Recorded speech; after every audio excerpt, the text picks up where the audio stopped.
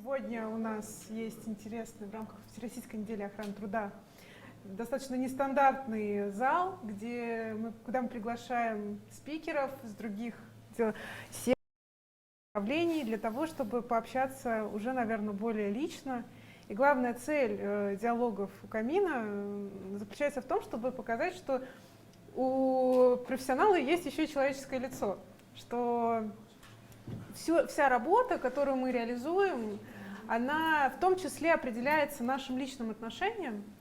И я очень рада, что сегодня у нас в гостях Георгий Аджиенко из компании НЛМК. Георгий, спасибо вам большое, что вы к нам пришли. Здравствуйте, Дарья. Это большая радость, когда руководители в рамках таких крупных компаний решают пообщаться более лично и раскрыть свою персоналию. Мой вопрос к вам как все-таки к специалисту, который в том числе связан с охраной труда и в работе с подрядными организациями и внутри вашей компании. Насколько, по вашему мнению, охрана труда динамичная субстанция? Насколько гибко она изменяется? И что первично? Указания, которые идут от государства, либо же опыт компании, который вносит какие-то коррективы в работу? Спасибо, Дарья, за ваш вопрос. Вы знаете, здесь достаточно сложно сказать, что первично, безусловно, бизнес, он формирует свой запрос.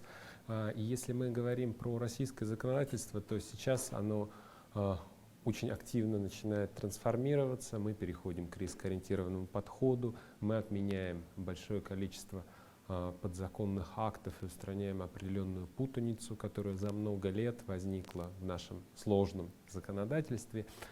Упрощаем его, делаем более прозрачным, ориентируемся на определенные международные подходы, которые уже давным-давно сформированы в Соединенных Штатах и в странах Европейского Союза.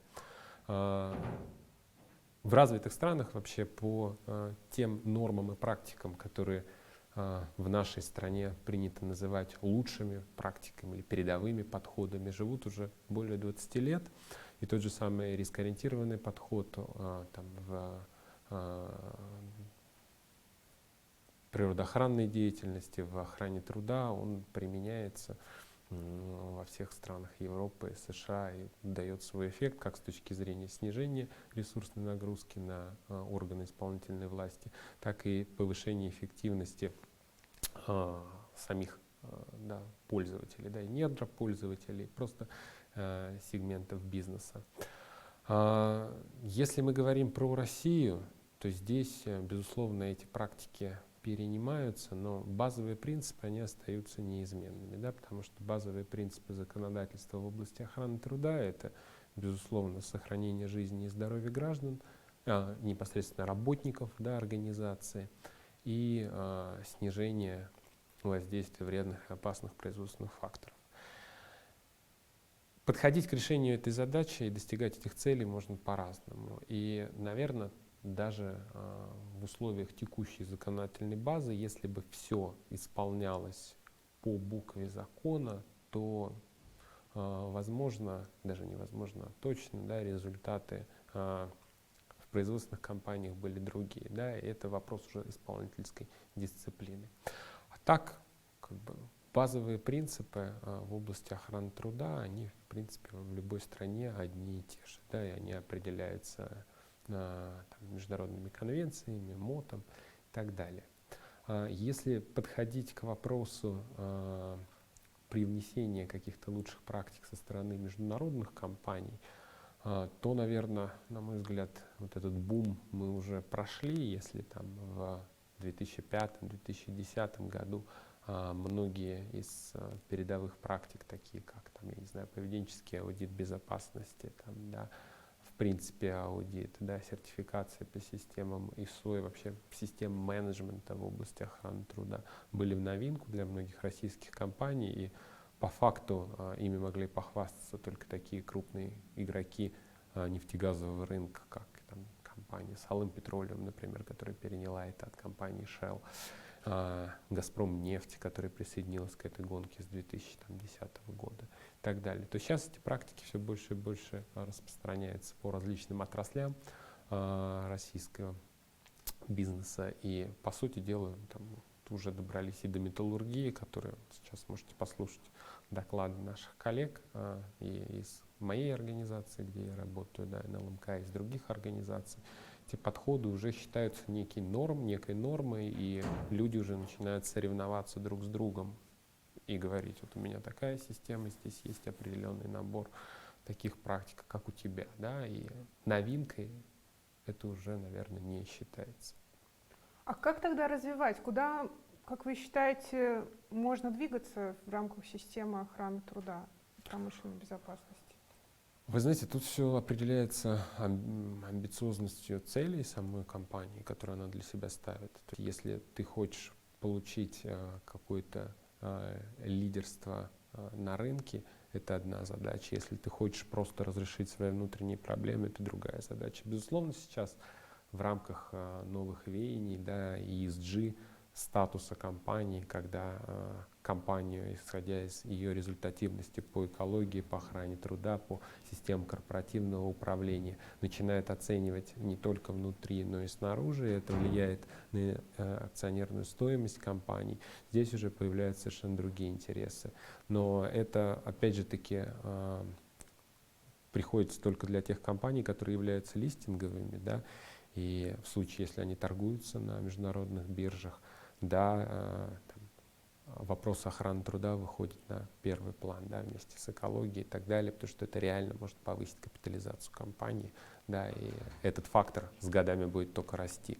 Если мы говорим про более мелкие компании, то здесь амбиция может быть удовлетворена гораздо более скромными целями, да, ограничившись тем, что не должно происходить смертельных, тяжелых, несчастных случаев. И, в принципе, тот набор практик, который используют стандартные компании, при их надлежащем исполнении, то есть надлежащей исполнительской дисциплине на уровне руководителей, может привести к этим целям, я в этом уверен. Вот к вопросу об исполнительской дисциплине. Вы просто уже второй раз затрагиваете этот компонент. Какие вы можете назвать инструменты, которые бы могли вот эту вот проблему соблюдения исполнительской дисциплины нивелировать или каким-то образом преодолевать не кнутом и кнутом, а возможно, есть какие-то другие инструменты? Вы знаете, есть очень много различных подходов, как прививать охрану труда. Например, западные, да, компании считают, что охрана труда, она должна, и вообще подход к безопасности должен формироваться через изменение убеждений и ценностей человека. То есть за безопасность нельзя, допустим, платить, да, то есть нельзя ставить показатели безопасности в KPI менеджмента. То есть это, например, убеждение таких крупных компаний. Ну, я, наверное, не буду называть, да, но в большинстве крупных западных, в всех случаях, нефтегазовых компаний стоит запрет на то, чтобы за соблюдение правил безопасности кому-то что-то платили. Потому что тогда получается, что безопасность становится каким-то дополнительным критерием, да, товаром. А по сути дела это неотъемлемая составляющая услуга, как, например, качество. Да? Вы покупаете утюг в магазине, да, он должен быть качественным, он должен быть безопасным. Вам не говорят о том, что вы должны заплатить еще треть его стоимости, чтобы он не ударил током. Здесь то же самое. Поэтому, если говорить про международный подход, да, это исключительно про работу с убеждением, отношением. То есть, если мы, допустим, говорим про собственный персонал, да, это обучение, направленное на развитие производственной культуры, и обязательно это должно идти с поддержкой высшего руководства. Без личного примера со стороны вышестоящих руководителей никаких результатов вы не добьетесь. Обязательно руководители должны быть заинтересованы, должны понимать, что это нужно на первых 2-3 уровнях управленческой вертикали. Но в российских компаниях по факту эти цели достигаются и путем заложения охраны труда в KPI, потому что пока для российского человека, к сожалению, да, в наших социальных условиях рубль гораздо более сильная мотивация, чем изменение собственного отношения ради каких-то общих социальных целей. Поэтому здесь есть особенности нашего национального подхода. В целом, допустим, система KPI, она позволяет замотивировать людей на повышение исполнительской дисциплины, особенно на ранних этапах внедрения каких-то практик. А если говорить вот об ESG, получается так, что за последние 5-10 лет концепция устойчивого развития, которая сейчас у нас трубит вообще изо всех щелей, сближает понятие охраны труда, охраны окружающей среды, социальный фактор. Как вы считаете, каково будущее такого интегрированного подхода, что вот эти три блока начинают все теснее и теснее сплетаться друг с другом? Я скажу так, что, допустим, за экологию говорить не буду, а, например, за охрану труда я считаю, что в действительности горизонт развития на 40-50 лет — это полный уход от функции охраны труда как отдельной функции в компании и передачу этой ответственности полностью на производственную функцию. То есть, по сути дела, если посмотрите на, опять же таки, передовые практики в международных компаниях, то в определенных корпорациях уже отказались от, скажем так, полевых специалистов по охране труда на производстве, и специалисты по охране труда уже исполняют роль неких коучей, как сейчас принято говорить, которые позволяют определенным образом настраивать производственных руководителей, обсуждать вместе с ними их результаты в области охраны труда и в рамках этого диалога настраивать их собственную систему, направлять их в определенные направления, концентрировать на тех или иных ошибках, которые они совершают в рамках системы. То есть фактически они становятся модераторами этого процесса. Они делают все собственными руками. Поэтому я думаю, что в течение 30-40 лет вот этот подход, он распространится. Безусловно, будут аутсайдеры, которые не будут его придерживаться, но в большинстве своем это логичная закономерность, к которой поэтапно будет приходить та или иная компания. Потому что любое развитие в области охраны труда, оно направлено на повышение вовлеченности производственной функции вот в эти процессы, в процессы управления. Тогда, получается, должен эволюционировать прежде всего блок руководителей, менеджмента, который будет готов прислушиваться к советам, а не снимать с себя всю ответственность и говорить, вот вы, это ваша зона ответственности. Да, безусловно, так. И это, в принципе, на мой взгляд, и определяет новый тип руководителей, в которых сейчас крайне заинтересован российский менеджмент, потому что большинство российских корпораций уже сформировало для себя вот такую целевую модель руководителя, производственного руководителя, и в наборе компетенций такого руководителя всегда есть охрана труда. То есть это и умение брать на себя личные обязательства в этом направлении, это и умение показывать свой пример, то есть интересоваться этими вопросами, демонстрировать свою лидерскую роль в решении этих вопросов в рамках своего производственного участка, своего структурного подразделения и так далее.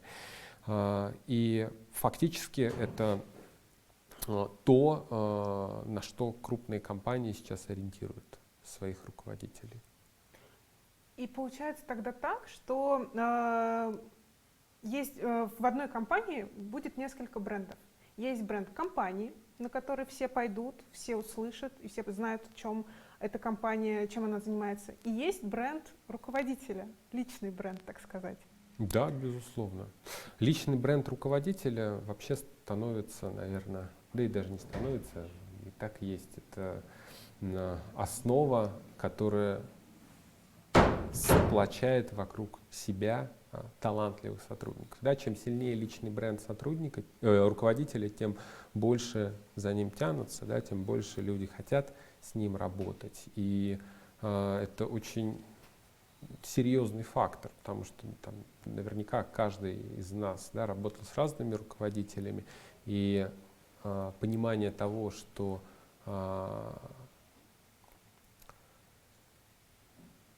определенные люди притягивают к себе успешных, да, сотрудников, она есть. И ведь этот образ хорошего, да, такого руководителя, он собирается из очень многих тончайших деталей, которые вроде бы со стороны складываются в общую мозаику, но при этом со стороны самого руководителя нуждаются в очень точной подстройке. Да? Это и набор определенных управленческих компетенций, это и определенные базовые принципы, на которых строится, да, в принципе, любое руководство в любой компании.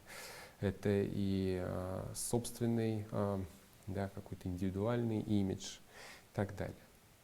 Ну вот, вы знаете, я заметила, что вы достаточно активно участвуете в профильных мероприятиях профессиональных. И это, насколько я понимаю, один из механизмов и роста собственного как профессионала, и позиционирования себя на рынке среди коллег. Вот скажите, пожалуйста, у вас есть идея вашего личного бренда, к которой вы стремитесь?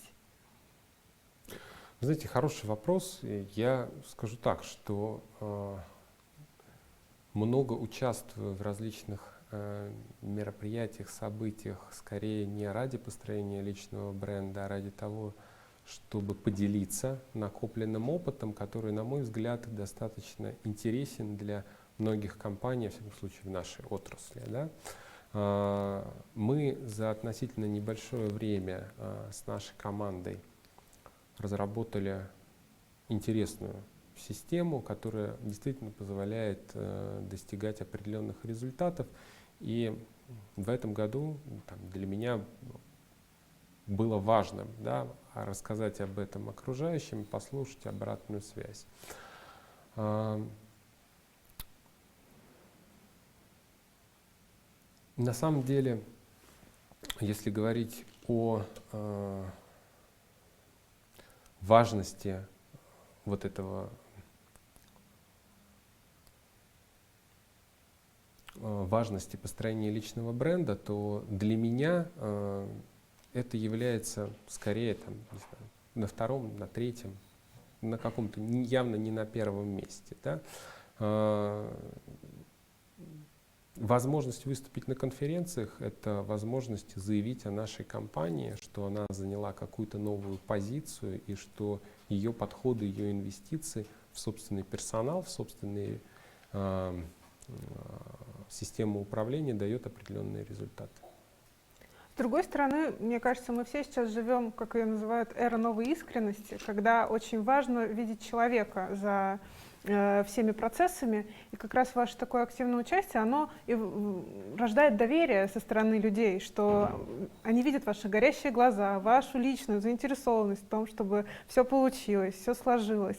И таким образом они доверяют вам, вашей персоналии, для того, чтобы как-то работать, сотрудничать с теми же самыми субподрядными организациями. Да, в том числе. Соглашусь с этим. Вот, потому что вопрос доверия, он, безусловно, в любой команде выходит на первый план. И, на мой взгляд, вот это доверие и уважение, это являются как раз одними из базовых принципов, да, руководителя, на котором любая команда и создается. Если нет доверия, если нет уважения внутри коллектива, то, по сути дела, весь вот этот вот личный бренд руководителя, он рассыпается, потому что это те основы, на которых и должно строиться любое сотрудничество. Да? Вот. Еще вы затронули, конечно, интересную тему относительно целевой модели руководителя. Здесь я бы, наверное, тоже добавил несколько слов.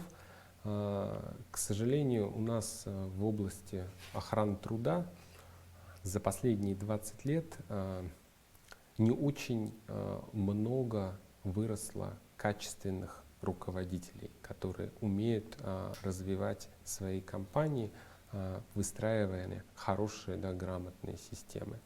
Скорее всего, это определенный пробел, который возник из-за того, что, во-первых, само направление до определенного момента было скорее сопутствующим, нежели основополагающим, и не уделяли этому особого внимания. Да? Соответственно, руководителями становились бывшие специалисты, то есть те, кто прошли определенный горизонтальный рост, и люди не имели необходимых управленческих компетенций, из-за чего это создавало определенные трудности именно в выстраивании систем управления. Сейчас, на мой взгляд, некий новый виток развития и самой отрасли, и самого статуса охраны труда во всех организациях, и делается гораздо больший акцент на развитие на необходимости наличия высококвалифицированных управленцев, которые умеют выстраивать систему, которые умеют создавать определенные стратегии развития. И если говорить о дальнейшем успехе отрасли, то именно этого направления, то он заключается именно в таких вот людях. И здесь, безусловно, важно владение определенными базовыми управленческими компетенциями, да, и планирования, и делегирования, и контроля, которые, по сути дела, если ими не владеет руководитель, не дают ему качественно выстраивать процессы в его направлении. Георгий, а тогда получается, вы считаете ошибочным вот этот горизонтальный опыт, который должен получить руководитель перед тем, как раз выйти на новую ступень в управлении? Или же, то есть у нас просто есть... Да, я понимаю, о чем вы говорите. Я скажу так, да, что для каждого человека, в принципе, по-своему комфортно развиваться либо в горизонтальном, либо в вертикальном направлении, но здесь нужно понимать, что, по сути дела, руководитель — это профессия. Да? То есть, если вы хотите заниматься управлением, вам следует подучиться. Да? В любом случае нельзя просто, будучи специалистом, начать руководить коллективом работников. Да? Соответственно, часто возникает ситуация, когда человек, работая на позиции специалиста в своей зоне комфорта, просто вынужденно переставляется на позицию начальника отдела, да, ему доверяются какие-то управленческие компетенции, он этого может даже не хотеть, но его заставляют. Да. Без отсутствия желания, по сути дела, как раз и возникают те самые, скажем так, проблемные области, в которых вроде бы люди фактически исполняют функцию руководителя, но де-факто, на практике являются исполнителями, да, то есть делают работу за подчиненных, не выстраивают процессы, не двигают это направление вперед. В лучшем случае, если такой человек приходит на уже какую-то созданную систему, где ему просто необходимо поддерживать процессы. В худшем случае его заставляют выстраивать процессы, а он этого не умеет. И это, конечно, приводит к определенным провалам в этой области. Понимаю. Был у меня сейчас возник вопрос, и почему-то я его потеряла из головы. Еще хотела, на самом деле, спросить вас, как вы выстраиваете отношения с подрядными организациями? Вот на этапе отбора, то есть вы вот именно на основании этого доверия, которое возникает между вами и руководителем, либо вот есть все-таки какой-то критерий объективный по количеству, качеству и другим показателям? Дарья, ну здесь я бы сказал так, что все-таки первоочередно стоит система, да, и определенный набор требований, правил, которые определены в любой организации для взаимодействия с контрагентами. Да, и сказать о том, что выстроить договорные отношения на основании, там, я не знаю, личного бренда или какого-то доверия, нет, безусловно. То есть фактически система управления подрядчиками — это комплексная система, состоящая не из одного, не из 5, даже на самом деле не из 10 различных процессов, которые расставляют свои барьеры, да, препятствующие тем или иным отклонением от существующих требований. Да. У нас в компании такая система выстроена по этапам жизненного цикла договора, то есть фактически формирование запроса на услугу, закупку этой услуги и далее по отбору подрядной организации, заключению договора, мобилизации, выполнением работы и так далее. То есть на каждом из этих этапов у нас есть определенный набор процессов, которые позволяют регулировать, да, отбирать нужных подрядчиков, направлять их в рамках их деятельности, контролировать и так далее. Спасибо большое, Георгий. Наше время уже подходит к концу. Мгм. И я, естественно, не могу отпустить вас без более личного вопроса, который касается того, что сохраняет вас эту глубинную заинтересованность в профессии, что оставляет вас таким сбалансированным и цельным человеком, который может очень абстрактно и в то же время конкретно посмотреть на задачу и простроить решение. В чем для вас баланс? Вы знаете, для меня баланс, даже я скажу так, для меня самое главное на текущей позиции — это удовольствие, которое я получаю от работы и от взаимодействия со своей командой. У нас замечательный коллектив внутри компании и внутри моего управления, и так уж получилось, что команда сформировалась очень нацеленных на результат высококвалифицированных перфекционистов, для которых не бывает оценки 3. Да, мы всегда стараемся, если делать, то делать качественно и чтобы это был фундаментальный результат. Меня вдохновляет то, что все мои коллеги, которые работают со мной в управлении, развиваются и постоянно сравнивают себя вчерашнего с собой сегодняшним, да, и видят эти изменения. Я со своей стороны это всячески поддерживаю, мы регулярно проводим с ними, да, коучинговые сессии там раз в 2 месяца, разбираем ошибки и так далее. И я вижу, что каждый из моих коллег двигается вперед и переходит на следующий профессиональный уровень, становясь более качественным управленцем, более классным специалистом. И это очень серьезно заряжает, когда ты видишь, что ты не просто управляешь этими людьми, а ты помогаешь им становиться лучше и добиваешься более качественных результатов, которые иногда бывает так, что ты хотел вот столько, а тебе дали вот столько. Да, это уже там серьезный прорыв, потому что люди хотят, люди делают. Вот этот блеск и вот это вот желание, оно действительно мотивирует. А если говорить про себя, то баланс, наверное, обеспечивает определенная система личной мотивации, да, распорядок дня, определенные каждодневные там, занятия, йога, медитация очень сильно помогает, потому что, по сути дела, это развитие некого фокуса, который позволяет по-другому смотреть на жизнь, да, развитие осознанности и так далее. Но об этом можно на самом деле долго говорить. Я так понимаю, у нас с вами заканчивается время. К сожалению, да. Может быть, в следующие дни еще найдем какие-нибудь слоты. Спасибо вам огромное. Спасибо большое. Может быть, у наших коллег есть вопросы для Георгия?